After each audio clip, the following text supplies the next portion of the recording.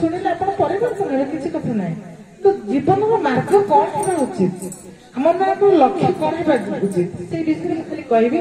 ପୂର୍ବରୁ ଟିକେ ଗହଣମାଳ ବିଷୟରେ ତ କହି ସାରିଲେଣି ସମସ୍ତେ, ତ ଟିକେ କହିବି ଯେ ଗହଣରେ ପ୍ରଭୁ ଆସିବେ ମହାପୁରୁଷ ଲେଖିଛନ୍ତି।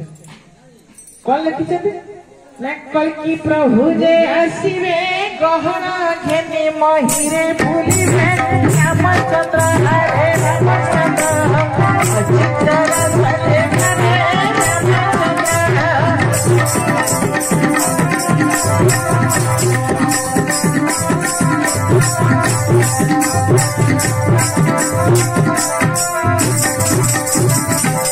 କଣ କହିଲେ ମହାପୁରୁଷ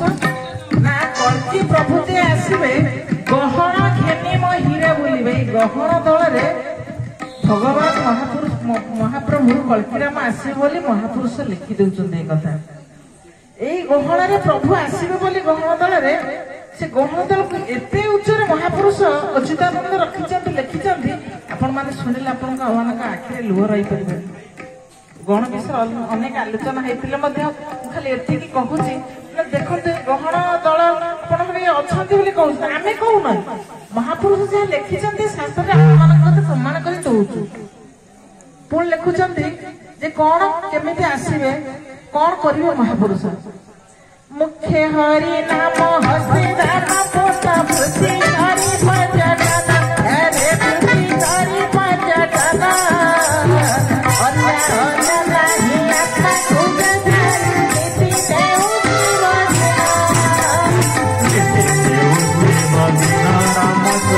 ନୀତି ଦେଉ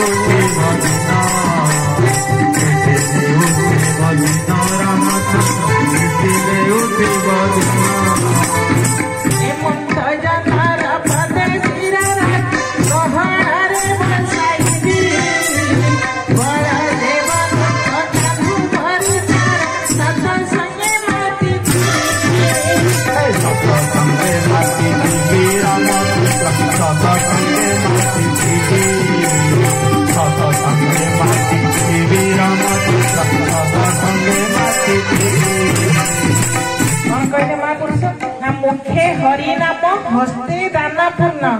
पृथ्वी करी पर्यटन जे मुखरे हरि नाम सब बेले करुथे हाथ रे काम करत कर्म करबा के भगवान शास्त्र रे लिखि नाथि कोठी मुखरे हरि नाम करुथे हाथ रे काम थिबो एवं हाथ रे कि दाना पूर्ण थिबो खाली कामटा कोन ना दाना पूर्ण हुई कर्म करुथिबो मुखे हरि नाम हस्ते दाना पूर्ण पृथ्वी करी पर्यटन काम करुथिबो एमंत जनर पदे सिर रखी महापुरुष कहउछन महापुरुष जे भगवान कहले अत्युक्ति होने आज्ञा जगन्नाथ कहले अत्युक्ति होने काहे कि महाप्रभु जगन्नाथ जदि आत्मा अंकर पंच आत्मा पंच सखा होउछन पंच महापुरुष आज्ञा ए पंच आत्मा महापुरुष प्रभु जगन्नाथ के ठार सृष्टि पड़ी जगन्नाथ पाखरे लीन होई जाय आज्ञा आम भली संसार आमर पितृलोक को से गति करते से ब्रह्मलोक को महाप्रभु पाखक से चली जाइए पंचात्मा जे पंच सखा आमर से महापुरुष एत बड़े भगवान जगन्नाथ कहले अत्युक्ति हे ना से प्रभु कहते जे मुखे जे हरिनाम करुव हस्ते दान पूर्ण थो पृथ्वी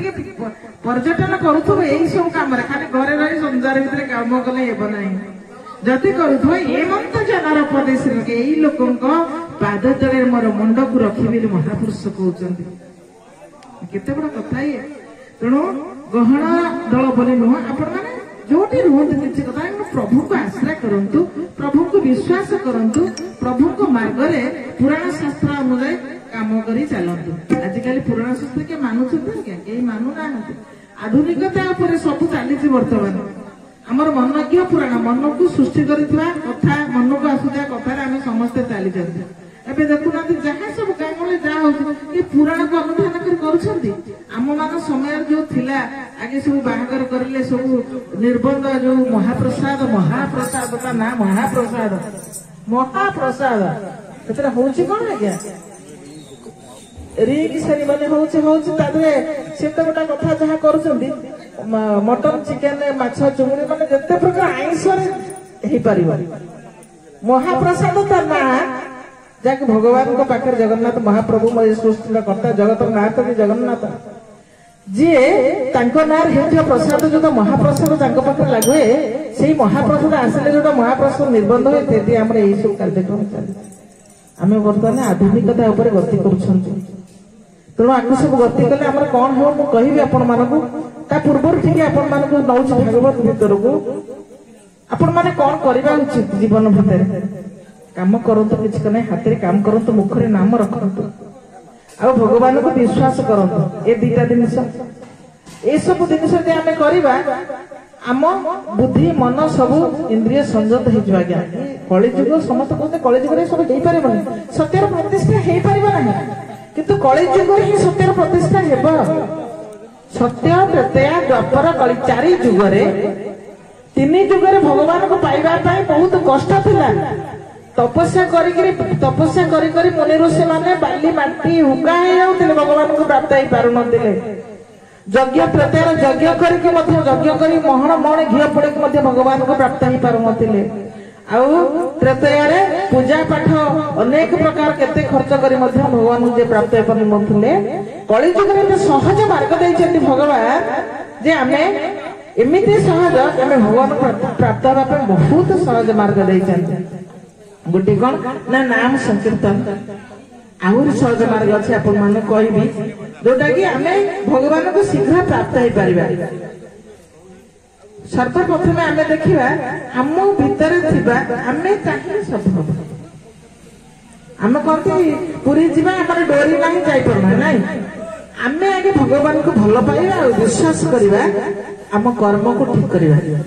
तान भगवान हमको टाणी देबे नले टाणीवार नाही भगवान टाणे केते तुम्हें तो ठीक है से महापुरुष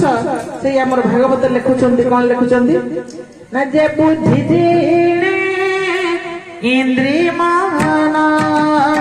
ताहाको हेता गृह कर्म गोविंद गोविंद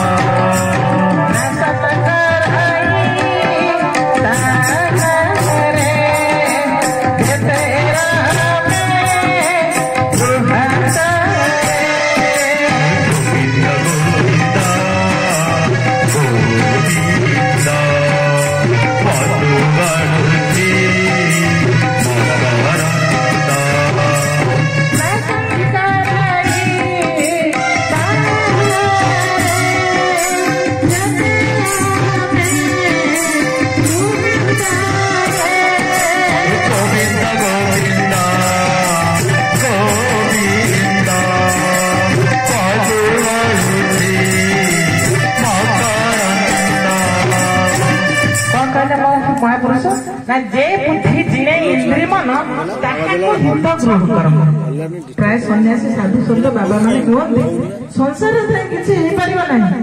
संसार छाड़ी नहीं हम बाबा साधु कि माता नहीं हम किंतु महापुरुष कहते ना जे बुद्धि जिणे इंद्रिय मन जार बुद्धि आमर इंद्रिय मन को आयत्त कर पारी बुद्धि जार सरस हो पारी बुद्धि मन उपर जो राजा हो पार जे बुद्धि जिणे इंद्रिय मन ताको हित गृह कर्म गृह किसी हित ना हित गृह कर्म अति सुंदर माने गृह थाई कहते जिते आम सन्यासी जिते अच्छा साधु सन्त आम गृहस्थ सन्यासी जे गृहस्थ साधु जे सबुठार बड़ संसार छाड़ी साधु गृहस्थ साधु आहरी बड़ से गृहस्थ सन्यासी केमिति ना जदि तमे बुद्धि की आयत्त कर बुद्धि की उच्च कर बुद्धि खटई पार बुद्धि आजिकल अच्छे खटई पार्टी खटई पार ना बर्तमान बुद्धिटा कौन कौन ना नारी कैंद्रिक हो जाए नारी माने किसी भूल बुझा ना जहाँ संसार भितर जहाँ हो से कथा ही कहूँ आप शास्त्र जहाँ कहते से कथा ही कहूँ ताने नुहे समस्ते सामान समस्ते सामान धरित्री था सत्यरे चारिपाद धर्म थिला आज्ञा तृतीय 3 पाद रहिला गोटे पाद खसी गले द्वापर रे 2 पाद रहिले 2 पाद धर्म खसी गले कली रे मात्र गोटे पाद धर्म अछंती आ से गोटे पाद धर्म ई गोटे पाद रे भल लोक अछंती बोली